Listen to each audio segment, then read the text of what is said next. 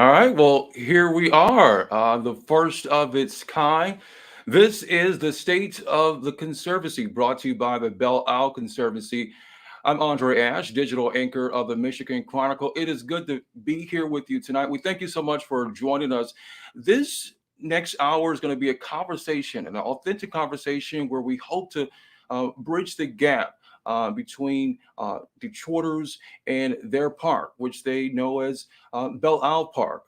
There are many stories and memories and connections that people have to our great jewel, and we hope to be able to tell you about the Conservancy, what it's done, what it's doing, and the efforts moving forward, and then bringing you a part of those efforts, those plans, and conversations on how we can move and build upon great activities and progress on Belle Isle. Well, to tell you more about its efforts, its mission, and how you can be a part of it, we now turn to the leader of this great organization, Michele Hodges, who is the president and CEO of the Belle Isle Conservancy, and she joins us right now with the latest on the Conservancy update. Good evening, Michele. It's good to be here with you tonight. It's great to be with you too, Andre. Thanks so much for joining us this evening and enabling this important moment with our community.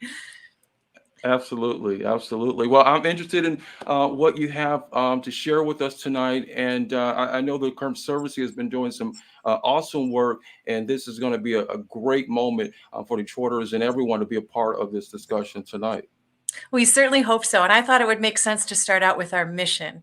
And the mission of the organization is to protect, to preserve, to restore, and enhance the natural environment, the historic structures, and the unique character of Belle Isle as a public park for the enjoyment, and this is important, the enjoyment for all, now and forever. That's the favorite part of our mission, because it also means we get to be the voice of the park user. And everybody listening tonight are those users and are those individuals that we believe so strongly in. And as a conservancy, we see ourselves as being that connective tissue to the community, the common denominator, the organization that will be here now and forever serving our community. And Belle Isle, yes, it certainly is a place, and a sacred one at that. And sometimes people question that word sacred, but I truly believe it is an apropos term for some place so special where we mark life's moments. And even more than a place, she is a she and a her. She is ours. She's part of our family because she's part of everything significant in our lives and is so important to Detroiters. At Belle Isle, we don't just recreate like you do at most parks, right? We wed, we kiss, we get engaged, we mourn, we celebrate, we get educated, we find peace, solace. Sometimes we go down the big slide and yell "we." I hope, Andre, promise me you'll do that if you go down the slide. Absolutely. Many times. Good. I like to say we mark life's moments on Belle Isle, right? We attend family reunions, we fish, we picnic, we ride, we cruise, we swim, we watch freighters. One of my favorite stories was when somebody told me he attracted a lot of swans when he played his house music. We get to watch eagles soar. I hear stories of Native Americans who can instantly find a snake that you and I can't see at all. They're right there. But because of their knowledge of the earth and the island, they can find that readily. And what else, community, right? I'm sure if we asked our community right now, so many of them would have, there's probably a memory running through their minds right now. And I know one you shared with me recently was how much you enjoy kayaking on the island. So we all have those. That's my new connection to Belle Isle. It's become a sport for me. Well, good. That'll mean to get some good muscles too, right? Right. And what else is Belle Isle, right? She's historic, isn't she? Frederick Law Olmsted certainly has his DNA on our island, and every park or community, I should say, that was thriving in the late 1800s has his DNA as part of it. And we do too. And part of what makes him so special to me is not only was he able to design beautiful landscapes and public places, but he was a social justice advocate as well. And it was so important for his parks not to be just playgrounds for the wealthy. Our park is also historic because of the indigenous people that I've already mentioned and who cherished her. And we believe the Iroquois League, the Wyandot, the Ottawa, the Chippewa, and the Potawatomi natives called her home and really honored her as that sacred place for very long. And can you imagine if we could transport ourselves back to that day and really understand the park through their eyes and honor it and live it as they did? And if you continue on through history, there was the 1943 riot, certainly a more Yeah. troubling time, the 1967 rebellion, and then becoming closer to today, the bankruptcy and everything that we went through as part of that, and Belle Isle becoming a state park, the Juneteenth celebrations that have taken that have taken hold on Belle Isle. When President Obama and President Biden visited, along with Stevie Wonder, just a little over a year ago. Yeah. You know, there is so much historical significance and connection that so many people all over the metro area have to this jewel. It's an important part of our city and who we are, as you're explaining tonight. It really is, and that became more apparent last year as well when we held the Freedom Ride in response to the George Floyd loss, and then the Memorial Ride. That was such, in fact, I just got chills thinking about it. It was such a powerful experience, and I know I shared a video of the Memorial Ride, and there were more than 3 million views. Even Elizabeth Warren and Kamala Harris shared it. So the Wow. world was watching. And I've never been more aware of history unfolding before our eyes, right? We're actually seeing it happen and aware of it as it's happening. And Belle Isle is the site of it. So if we go back to that for all part of our mission, Belle Isle isn't Belle Isle without our community. And I can hear those voices. I hear the stories. I see the laughter, the joy that takes place there, the moments that form her very soul. And she has exactly that soul, right? And our community is what gives her that soul. We together are her soul, and we must continue to nurture it and evolve with her and become her. And I know the bankruptcy and the state park status were very difficult transition points to make, especially for some. And I know that Belle Isle aches, her soul aches for that for all piece of it in light of that. And this conservancy is so absolutely committed to nurturing it, to making sure it's never lost or gone. And I know for me, my happiest days are when I see that for all actually happening in front of my eyes. And my inspired days are when we continue to aspire. That's one of my favorite words. And it's aspiring to that day that no one ever feels not a part of her. And I do feel all of that deep in my soul. I mentioned I got the chills a minute ago, and when I was thinking about some of these things yesterday, I actually felt it Yeah. in my bones. And the eyes kind of tear up and your arms and legs weaken a bit. And my throat got a little tight when I thought about those moving moments and when I dream of more of them, because our work is so important, because Belle Isle of all places, without question, is for all. And I had one of those moving moments recently when I met Mr. Gentry, and many on the call tonight might know Mr. Gentry. He's our resident soil guy on Belle Isle. He pours Yeah. his heart and soul into the soils of the out-off garden. He's part of the Maharis Gentry family, and thank goodness he's part of ours too. He's real, and I think a very important part of our heart and soul. And I think about the people who haven't been on the island in years, and gosh, do we want them here. And I dream about taking a tentative step with them. Like, it's this imaginary moment, right, of standing at the beginning of the bridge and looking at each other and saying, is it time to go on? And, and even though it would still be tentative, if we just started walking down the bridge, and then you sort of feel the moment and you grab hands, and, she pulls you, and we get there together and feel that warmth and that welcoming spirit of Belle Isle. That is what we as a conservancy really, really want, is moments like those that might feel awkward because you haven't been there in a while, but then when you get there, it's just like home.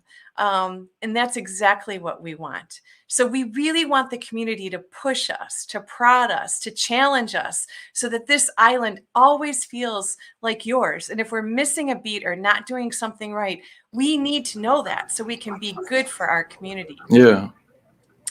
Yeah, Um, I think you hit a great point. I love this mission statement that you're making because I think there's a lot of Detroiters who or some Detroiters who feel that that they're missing out or that perhaps they don't belong to the island because there's been these changes. But one of my favorite words, I don't know if we put the graphic up a moment ago, but we'll show it. One of my favorite words is progression, and I think that's what we can realize and maybe more appreciate about the island and how it can progress even further once we get more Detroiters and really all people involved into the efforts in improving the island. And the conservancy is that bridge point. And it's those baby steps, right? You start Yeah. with one and then you two, and then it becomes easier and easier. And we need to trust each other to do that, right? And I know I pinky promise to everybody to be that honest and true and authentic and sincere partner to every community member. We've got to be willing to have those difficult conversations in that too, right? If there are points of concern, let's talk about them. Let's get them out. Let's grow as a part of that. And I think that ties well to part of what governs the Conservancy, and that is an honor code that we have all committed to. And one of the provisions within that honor code is to always be culturally relevant and to be authentic in how we work to improve the island and be progressive. Progression, I think you said your word was right. That is how There you you go. progress, right? And we're committed to ensuring that it's not just in our words, but also in our actions, which takes us a bit to our history, which we are the product of 4 organizations, and under the leadership of Sarah Early, our founding chair of our board of directors, who just, in fact, we're still feeling the shock of her departing with the organization. She was term limited out, but Mm. Sarah provided us with the leadership that got us through taking 4 organizations and merging them into one. That's pretty remarkable, right? The Belle Isle Botanical Society, the Belle Isle Women's Committee, the Friends of the Belle Isle Aquarium, and the Friends of Belle Isle all became one. And it's been an interesting progression getting to this point now, right? Managing through that. And now, of course, we have our partnership, and we are in partnership with the Michigan Department of Natural Resources under the provisions of a 30-year lease where they have day-to-day management responsibility. And they've brought close to $80 million worth of impact to the island, which is significant and has really helped us transition to another level. And then, of course, our wonderful city continues to maintain ownership of that island. So we are, and the Conservancy itself is moving toward from nascency to maturity, which I think is important because it enables us to be more active and engaged with our community now that we've got some of these building blocks in place. I think Michelle, you said it a couple of times already, so I'm going to count how many times you say progression tonight. All right, I'm up for the challenge as long as you say aspire too, because they go well together, don't they? The more we they, they, aspire, the more we progress. they absolutely do. And on the community engagement front, I have to say, Io Thomas is my very special teammate in moving us forward. She leads with that heart and soul, as do Shani Penn, the chair of our community engagement committee, along with Dave Bell, who also is a co-chair for that committee. We're so fortunate to have them, and I'm certainly honored to work with them. They keep us grounded, and I got to be able to look them in the eye every day, right? And I do not want to get a finger shake from Shani or Dave.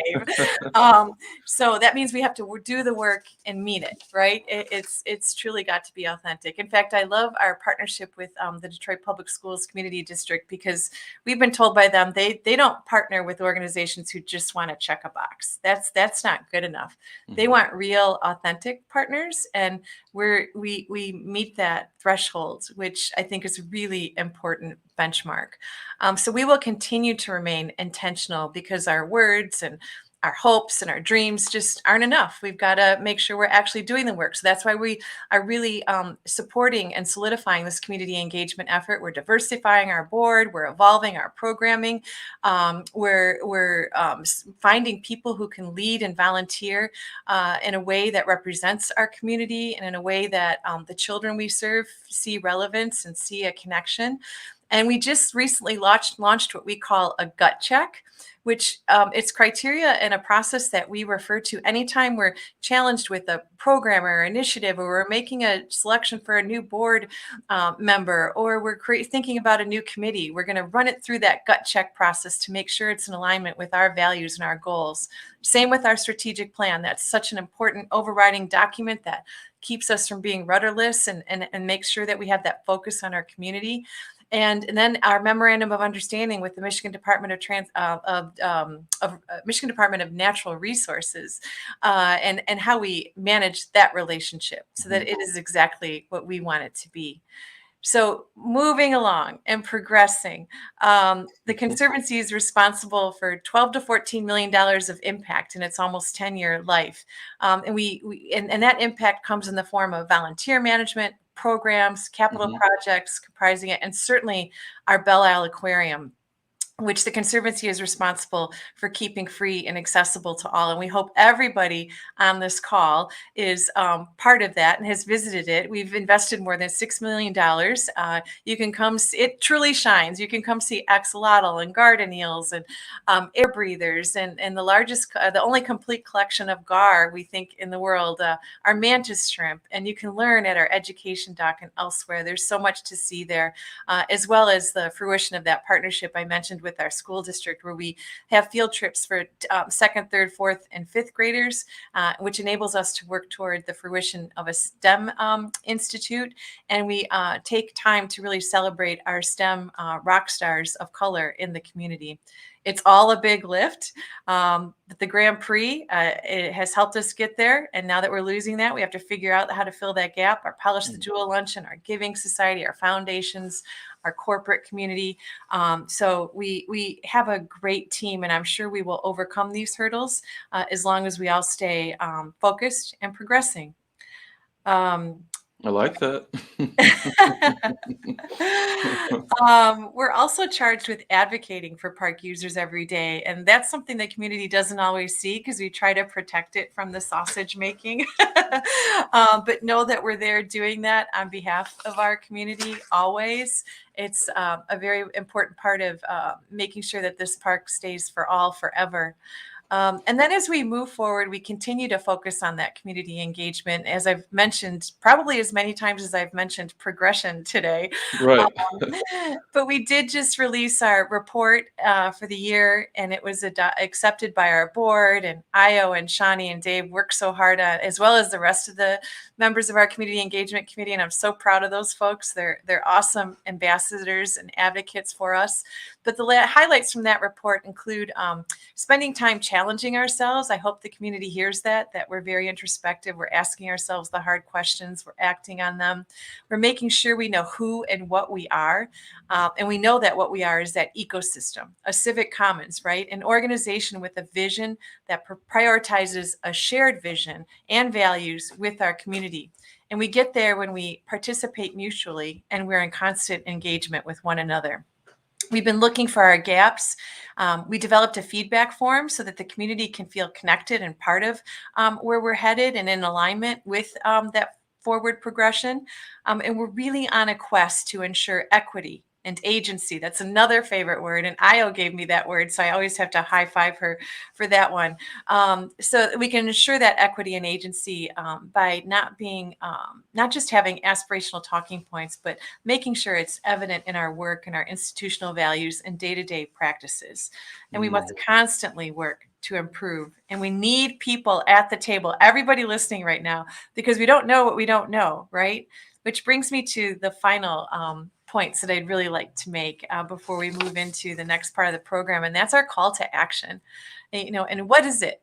And we've worked to develop some ideas, but I'm sure the community will have more. But number one, please come to the table, show up, right? Get active on social media. Join us for our master planning process, where we're going to be looking at mobility and access to the island in 2022. That's a really important way to get involved. Volunteer, complete the feedback form. I see we've got our QR code there. Just scan that baby and give us all your deepest, not just darkest, but hopefully happiest thoughts too. And then use the island, and let's do it together. I would love love, again, because that's where it starts, right? Where we get to know each other. Let's go down the slide together. Let's walk that bridge together. Let's ride a bike together. I'm really serious about that. It would be such a treat to be able to do that with my community, and take time to serve on our committees, maybe even think about becoming a vendor or a concessionaire on the island. Certainly attend Belle Isle Park Advisory Committee meetings. Those occur monthly. It's another great place to have your voice heard. And then next year, we have a great slate of programming planned. We're going to be doing several sessions of community feedback seasonally. We're going to do another State of the Conservancy on March 21st, and hopefully we'll have a lot more to report because we've progressed so much from today. On July 24th, we'll have a Belle Isle Community Fun Day, which also happens to be our city's birthday. So, and then the University of Michigan, and the Spartan says that, we're so excited for our partnership with them. They will be doing a course in the fall that I think everybody will find quite compelling. So please, community, we need you. We need your guidance. We need your direction. We need your active participation, because without you, Belle Isle isn't Belle Isle. She loses her soul without our community feeling actively a part of it. And we just can't have that. So I'll end with that word, aspire, and really hope that we get to do that together. I love it.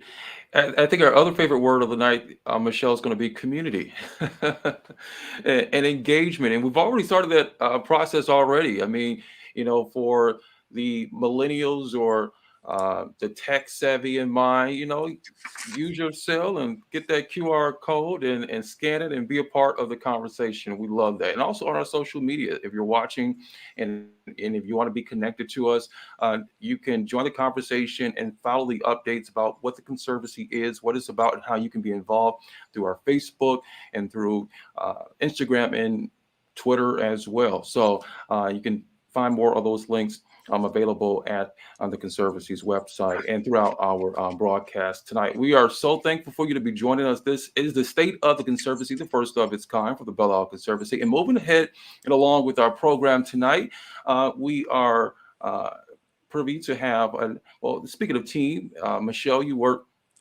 very well with our next guest, who is the chair of the Community Engagement Committee for the Belle Isle Conservancy. Shani Penn joins us tonight. She has an extensive background in municipal government, both on the local level and also at the state governor's level as well. The president and CEO of JPW Strategies as well. Joining us tonight, Shani Penn.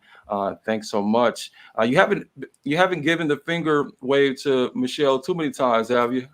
No. Thank you. So first of all, I am just so excited about being a part of the State of the Conservancy. I want to say, Andre, I met you when you were 17, but I met Michele in our Leadership Detroit class, class number 35, the best class ever.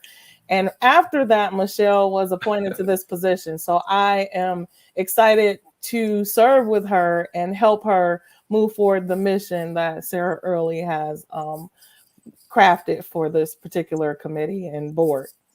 Yeah, absolutely. I love how it's all coming together. And how this conservancy started meant the coming together or the collaboration of 4 prior entities or groups. Mhm. And it shows how you can progress and move forward by bringing people to the table when you collaborate. And that's what this conservancy has seemed to have done from the very beginning. Shani, let's talk about what the conservancy has done, what it's doing, and how we can get more people, more Detroiters involved into knowing about what the conservancy is about and bringing their ideas, their comments, their suggestions to the table and to challenge you in the work that you do to make this a better park. So I can only speak from the community engagement perspective, right? Yeah.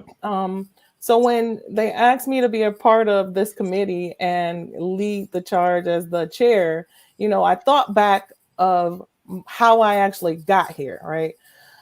So initially I worked for the governor and was tasked with Keith Cray, who was the director of the Michigan DNR, and in building that committee, the Belle Isle Advisory Committee that Michele talked about, which is 7 members. So 3 were appointed by the governor. You had Brian Barnhill, Vilani Pete, and the third person was Mike Curis. And then City Council appointed one person, which was Summer Woods, and I worked with Councilman Tate, one of the best bosses ever, my former boss, and he was tasked with finding someone, to represent City Council. And then Mayor Bing at the time had two selections, which was Alicia Mentor, and the other person was Bud Dinker from Penske Group. So you have 7. So I thought about that and was like, when it transitioned to the state, it was very emotional for everyone in the city of Detroit, even for me. I'm a lifelong Detroiter. My parents took me to Belle Isle. I love the giant slide. Have 2 twin nephews that are 6 and look forward to taking them there. But we wanted to make sure that Detroiters still had a voice. So we talked about Michele and I and Io. So you can count how many times I say Io tonight, because she is like one of the best in the game. Yeah. So we talked about like what was important and how we could have different perspectives and voices at the table. So we decided to bring on representatives from the city of Detroit, the faith-based community, someone that actually worked in the neighborhoods of the mayor's office, and just things like that, diversity, so that we could make sure that they knew that the park wasn't taken from them, or us. But we want to make sure that any concerns that you have are voiced, and then we can try to have an action plan to make sure that they're answered. So what we did was, ideas like the survey that we launched this year. We had great support, but that's pretty much basically what our goal was, to make sure that Detroiters had a voice. And then we also want to welcome everyone else in Southeastern Michigan. Yeah. But since it was a sensitive subject, we talked about the Belle Isle transition in 2010 when Councilman Tate and all the other ones were elected, and they were supposed to vote at that time. But remember, it was supposed to be 99 years. And, when we were discussing it at that time that it was transition, it was 33 and then 15 years and 15 years. So, I think that those concerns were addressed because the term was shortened. And then Detroit can get the island back if they choose to, So Michele, do you want to add anything to that? Because I think that is important for you to talk about, how important it is for Detroiters to have a voice. When it initially transitioned, you remember we had to get with the state police department to get some sensitivity training because people thought that they were being pulled over a lot, and we worked together.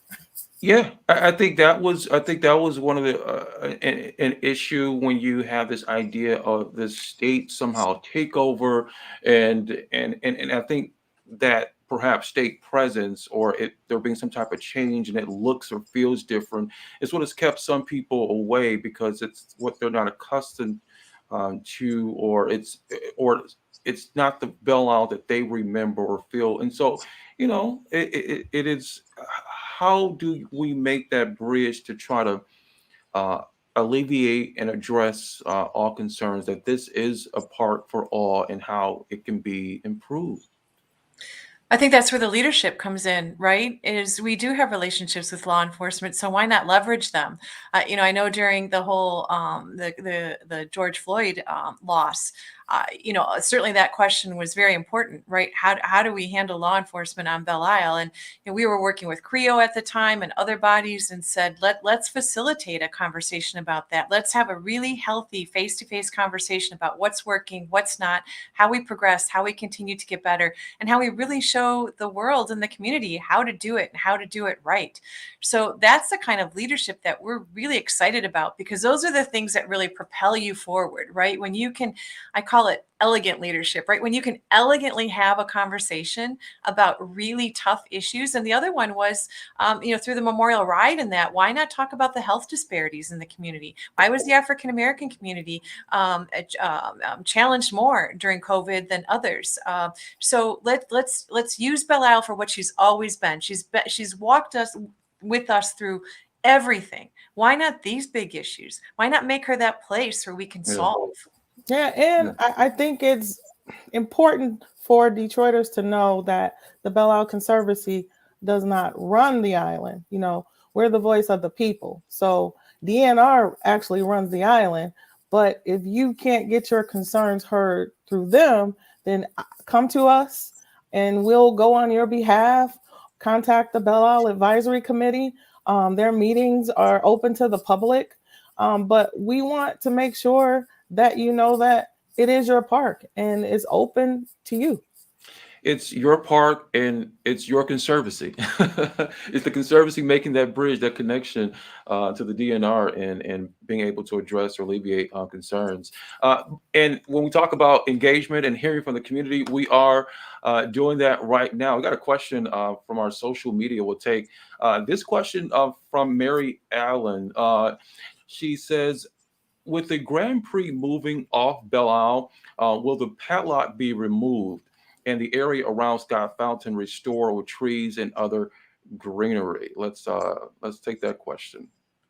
Well, as Shani pointed out, it's the Department of Natural Resources that has day-to-day management responsibility of the island, and they manage contracts like the contract that they have with the Grand Prix. So it will really be up to the DNR to determine what happens. But I will say that the Grand Prix has, despite what you might hear in the media on occasion, it's been an outstanding public-private partnership that has really enabled important forward movement on the island, in particular with the Belle Isle Aquarium, as well as other significant improvements to the island.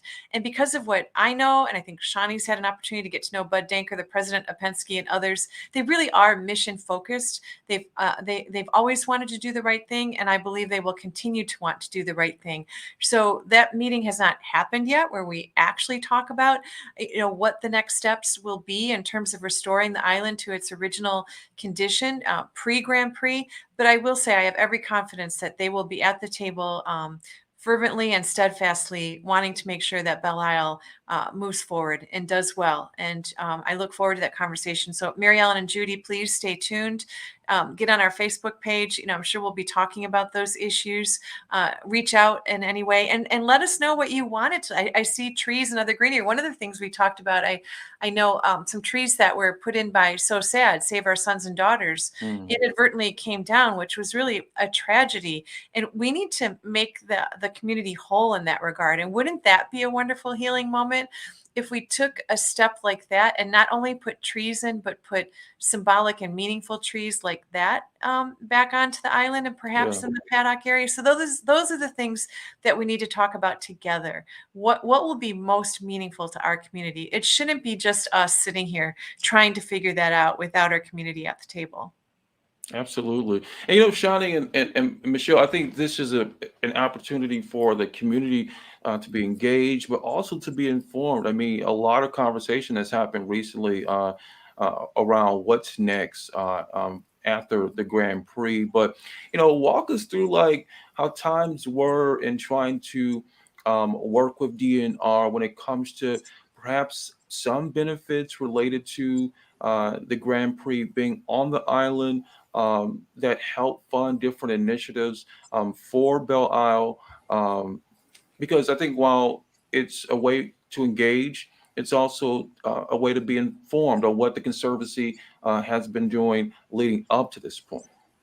I'll have to tee that over to Michele because I wasn't involved in that. And before I got appointed to the board, I actually was the governor's appointee to work with DNR. But I didn't really see the Grand Prix part of that.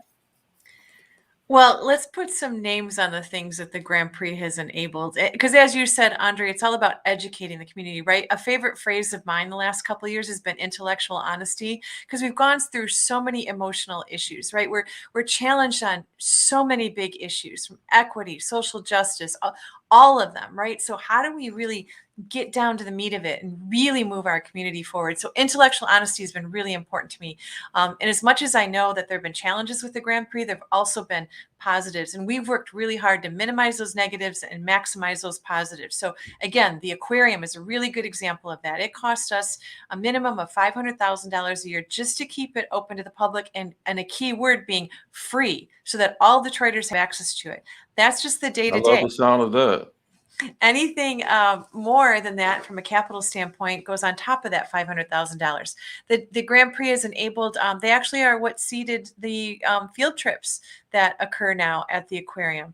It's because of them that we have the newly installed education dock on the little lake behind the aquarium. So think about that. Think about the opportunity to take your child, hold his or her hand, walk onto that education dock over the water, and see in real life what you just saw in the aquarium, and learn other things too, perhaps in partnership with the Belle Isle Nature Center or the Dawson or other great assets that are on the island. So when we're working well with our community and in partnership, whether it's the corporate community or the individuals that enjoy the park, or the foundations, or our individual donors, and we put the right boundaries on it and the right governance on it, we get to the finish line.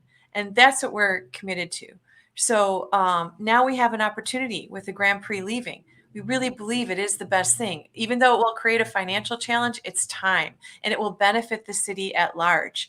And it will force us and cause us to rethink how we use those spaces and how we fill those funding gaps. And we Yeah. hope the community is at the table with us to do that. Yeah, I think that's so key. Rethink, reimagine that particular space, and I think we all have a connection, or different connections and experiences of our favorite moments at Belle Isle. And I got to tell you, one of my new favorites at Belle Isle is getting on a kayak. I love that one. I think I've become a pro in teaching my friends and family how to do so, and without tipping over as well. Uh, I mean, a whole lot of different new experiences people can, um, can interact with and get involved with. I know we all have the giant slide experience. Shani, now that we're trying to reimagine and rethink this space on Belle Isle post Grand Prix, um, all the different possibilities and amenities that could afford um, Belle Isle Park, and how we get more people involved in on the actual island. What more do you see from a community engagement point that we could be doing to get more Detroiters and really all people involved on Belle Isle? Man, there are endless possibilities. We talked about like a flower, like a plant type of flower expedition in the past. Um, what we're really looking for is for people to share their ideas with us. So they can do that, Andre, by emailing us at the community@belleisleconservancy.org email address. Um, I mean, we've had conversations about light shows and things like that, concerts maybe. I I love mean, that. they're like endless conversations that we've been having. But we just want to make sure it's not us just having those conversations internally Yeah. and then trying to move it forward. We want to make sure that the community shares their input so that we can know that we have their support. I think this could be an exciting, for me, it sounds like an exciting a moment of just being creative of how we all can put our minds together on the possibilities, like you said, maybe some concert venues, ways we can respect the nature of the island, just perhaps bringing other new amenities on. I like what you said of what is it, fireworks or a light show display. So many different possibilities. They're endless, but you know what?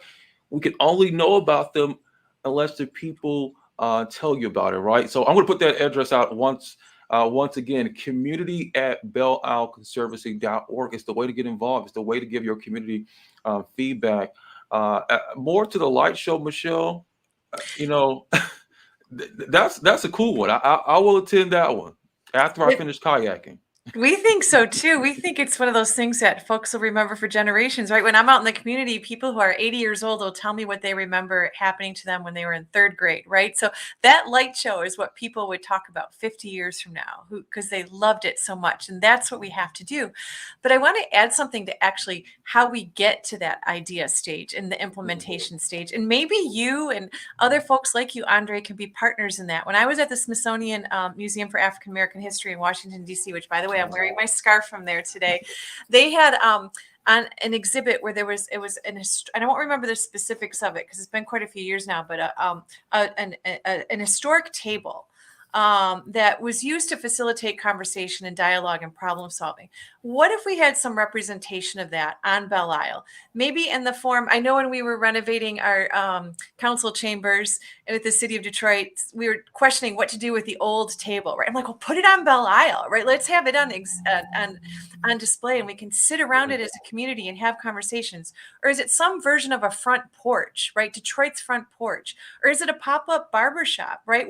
That's where it all happens. I'm so jealous that I don't get to go to the barbershop.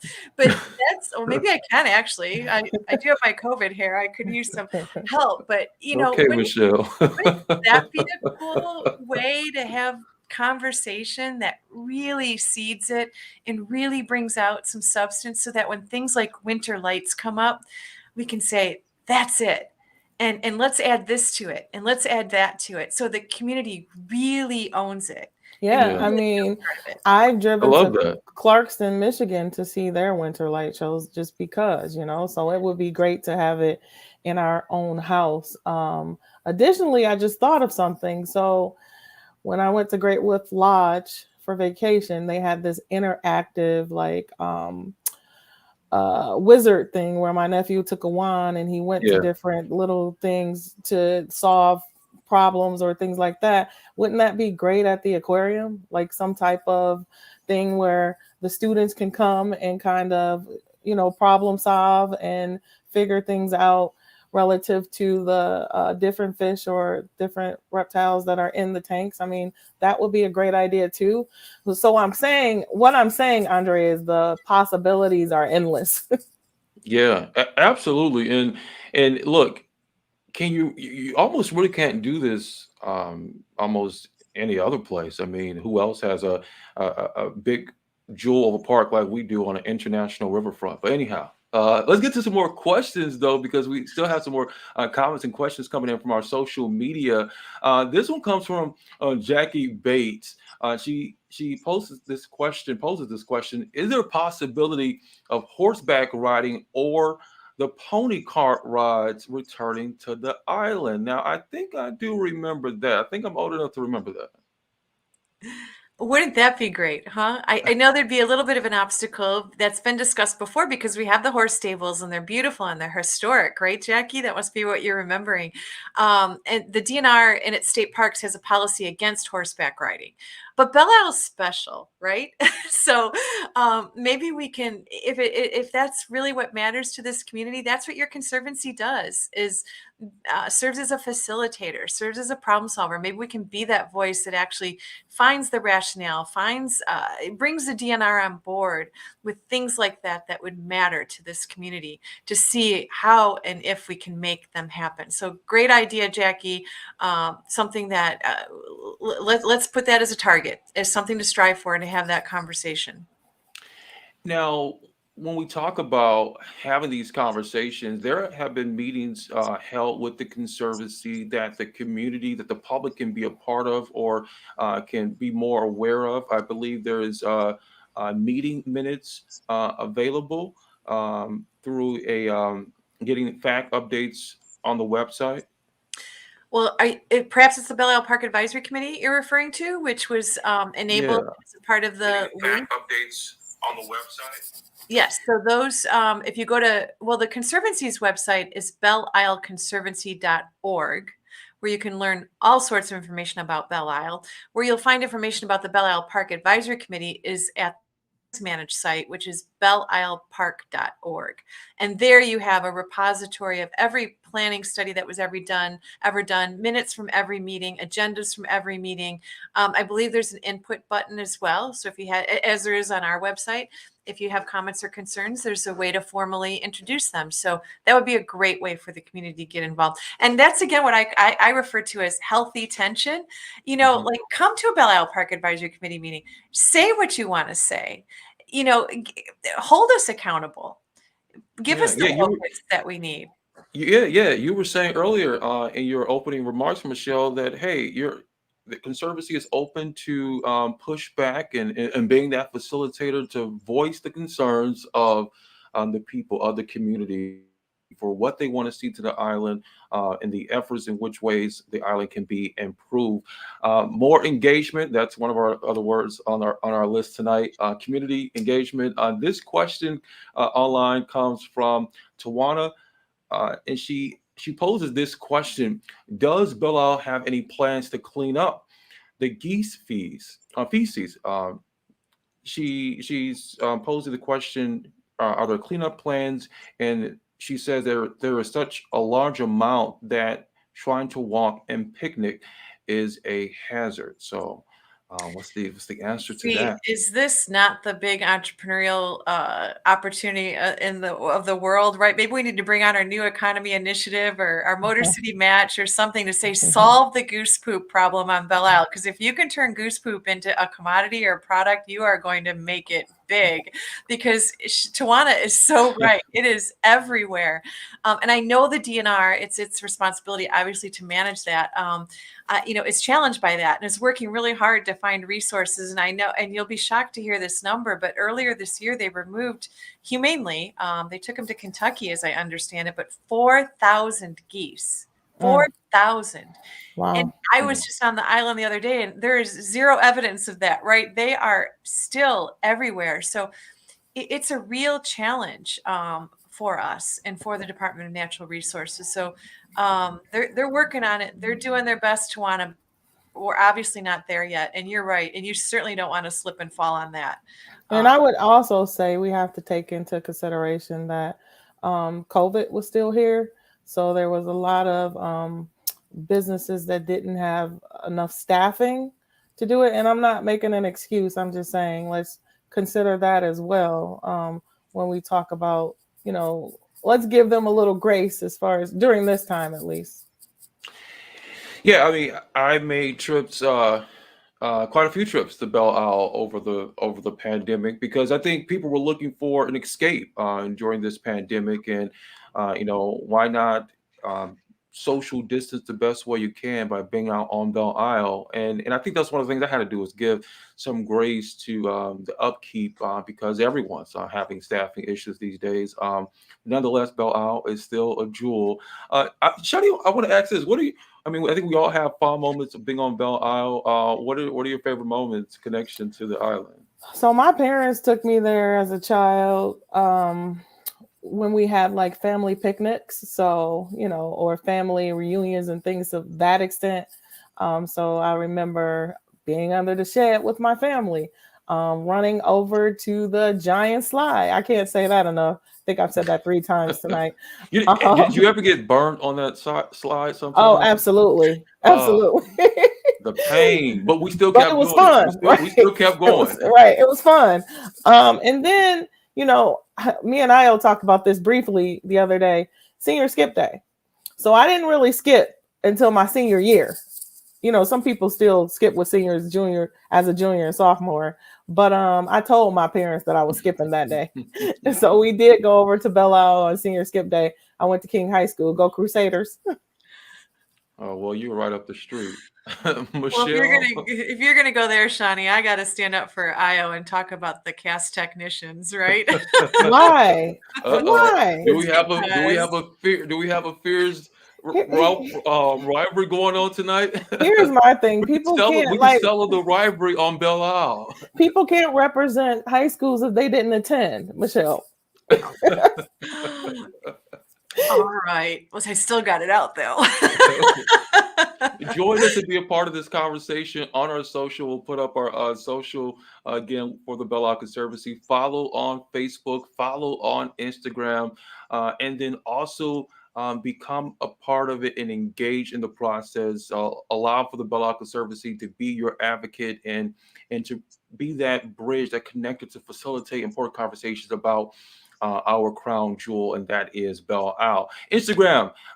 At Belle Isle Conservancy, also at Belle Isle Aquarium is where you can find and be a part of the discussion. On Twitter, Detroit BIC, and on Facebook, just search Belle Isle Conservancy, and then all the information you need to be connected and engaged as well. Anytime at belleisleconservancy.com. You can also join on the email list as well on our website there.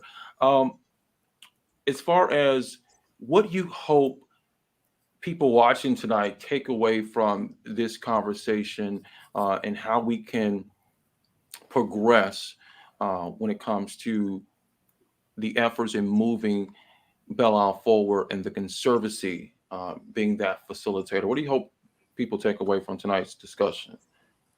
For me, I can say I hope that people feel an ownership to the park, still feel a connection.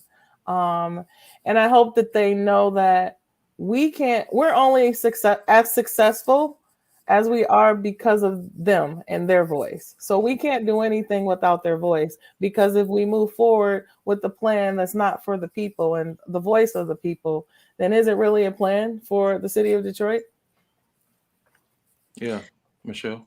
Well, and Shani, thank you for being the more professional and dignified of the two of us. Because as Andre was asking that question, what was going through my mind was, I'm just going to go kidnap them. I'm going to go break the law and kidnap people and bring them onto Belle Isle and force them to be part of it. But the good news is, I don't think we'll have to do that, because she really does have that very special allure. And when we were talking about King and Cass, those are the days when it feels most alive on Belle Isle, right? When there's a class reunion going on, or the fraternities and sororities are there. Those are community partners that we need actively at the table, because they're so community minded too, right?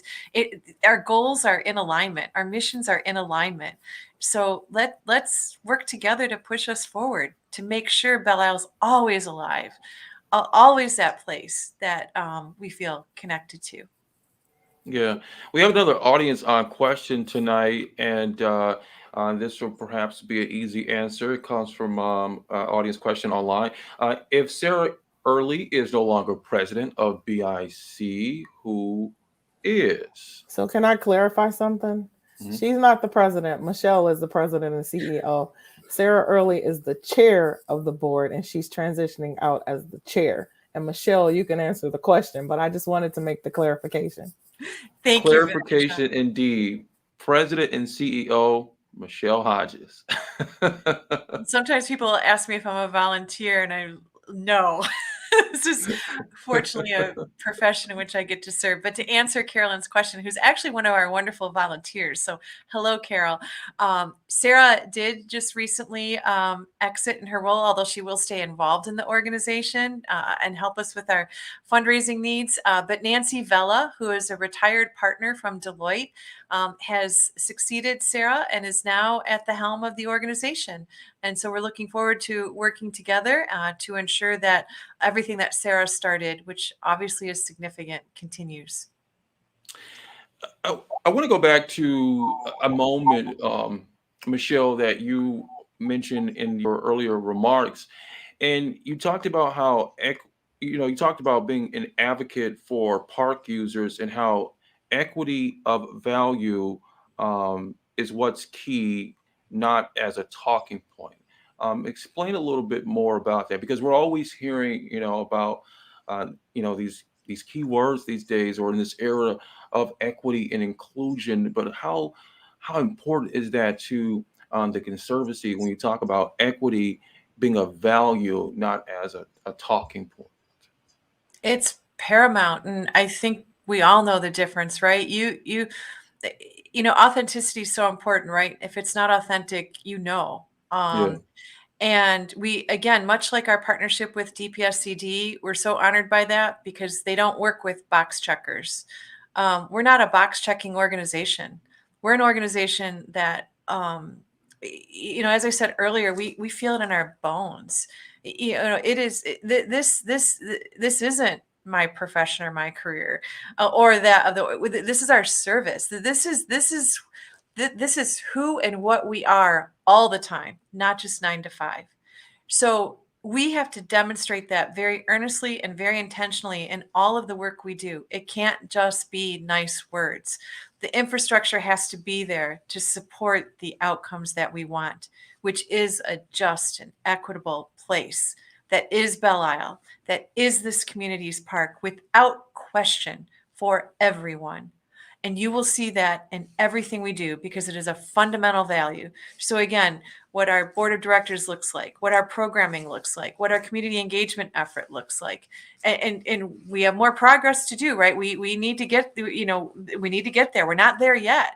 Mhm. That's the good news and the bad news, right? We want tough jobs, and we've got one.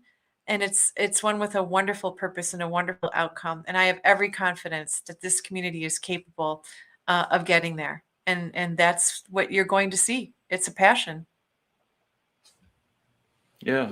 I would say I feel like, if it was, 70 or 80 degrees tomorrow, I would go outside with a large, bullhorn and march in every neighborhood of the city and tell them, hey, we're going to Belle Isle today. I can't tell you how many times I've visited Belle Isle over the past 2 summers, this year and last year, just taking a trip around the island, whether it's in the car or getting out and just looking at the views. Kayaking, I can't tell you how many times I've been kayaking, but it's a new favorite. It's a new favorite activity of mine. I love it. Right. And people, I think this is a great avenue for people to know what's happening, to know that the Belle Isle Conservancy will be an advocate for the community, and how we can progress and work together to see the change that we want to see for our crown jewel. I think they're telling us we have to Wait, wrap wait, it up wait. because But we talked a Andre, bit too much. But you Shani, talked about kayaking, which is new, but not many people, well, many people may not know that they can jet ski on Belle Isle as well. I've But seen that. That sounds a little bit too dangerous for me. you're kayaking, you can jet ski. Um, but here's my question. What's your fond memory as a child of Belle Isle? I have a couple of them. I remember the childhood trips, school trips to the former Belle Isle Zoo. I think we all remember that. But my favorite one, and we tell this story to this day, of me, my dad, and my mom fishing on Belle Isle, and it was my first time fishing. I was probably, I don't know, 6 or 7 years old. Had the rod, you know, shot it into the water, and I think the fish was probably so big it was probably going to yank me into the into the river. It was such a big thing. I told my mom and dad, like, "Mom, Dad, I got the fish! I got the fish!" And then it scared the heck out of me because I dropped the rod and the fish went away. But I remember that fun moment as Nice, a kid, being 6, 7 years old on Belle Isle. And nice, and nice. we still tell that story to this day, how I freaked out on Belle Isle trying to catch a fish. Oh, and people can golf on Belle Isle too. I just had to put that in there. So many things to do, but So please join many things. us at our, send us ideas and thoughts at that email address that we talked about, that we mentioned, community@belleisleconservancy.org. If you have any questions, if you have any comments, if you want to talk to Michele, like put that in there, and I guarantee you Michele or someone from her staff will get back to you. Thank you so much. Look, people, let me tell you, just Michele, Shani, and the rest of the team, very accessible. And again, we'll put that email out once again because we really do want for you to be involved. Community at belleisleconservancy.org. And you know what? We're being a little savvy with it too. We're being 21st century digitally aware. So put your phone up to the screen. You can use that QR code to find out more information on how you can fill out the 2021 feedback form as well. Follow the Belle Isle Conservancy on Facebook, on Instagram, on Twitter. We have the links here on the broadcast for you. And I think this has been fun. Save this date as well, because we'll do this all over again in 2022. State of the Conservancy, Wednesday, 23rd, the 23rd of March, actually, of 2022. So I think this has been fun for our first inaugural State of the Conservancy, brought to you by the Belle Isle Conservancy. Michele and Shani, this has been fun. it was a blast. Thank you. I don't want it to end. You helped us progress, Andre. Thank you very sincerely for that. Progress. I love it. And let's progress together in making our Belle Isle a great place to be with your involvement. You can learn more again about the Conservancy community at belleisleconservancy.org. And that is all for us. Shani Penn, the community engagement committee chair for community engagement, Shani Penn, and also Michele Hodges, president and CEO of the Belle Isle Conservancy. Thanks so much for watching tonight, everybody. I'm Andre Ash, digital anchor of the Michigan Chronicle. And again, we'll do this all over again next year, March 23rd, 2022, for State of the Conservancy. Good Thanks night, so much for everyone. watching. Good night. Happy holidays.